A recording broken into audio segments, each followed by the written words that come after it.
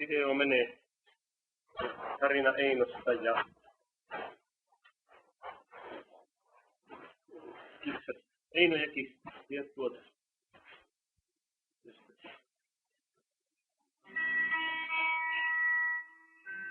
Oli kerran eräs Eino ja hänellä oli eräs kissa. Kissa oli hieman outo. Sen jaloissa ei kasvanut karvia,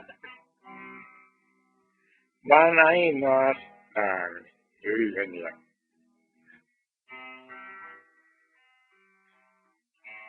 Eino ajatteli, että tuosta voisi saada hyvän illallisherkun. Ja niinpä hän keitti kissan, suomusti ja savusti.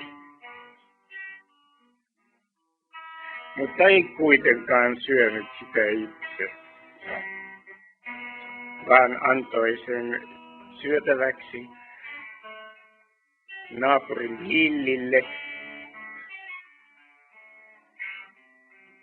joka kiitti kovin ja teki siihen maukkaan valkokastikkeen. Kissan syötyään Lilli oli aivan kuin uusi ihminen.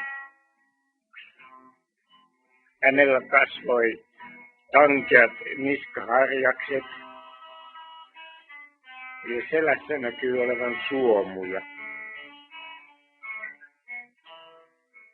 Erityisesti näistä suomuista johtuen hänellä oli hyvin suuri menestys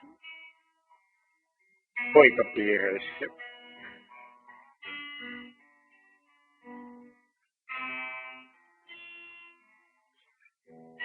Ja sitä kautta Lillistä tuli hieman huono nainen, jos näin voi sanoa.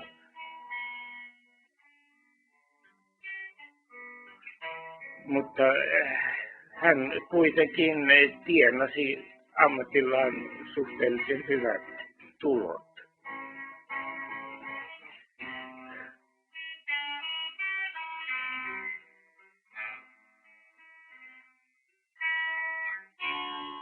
Ja mitä tästä opimme?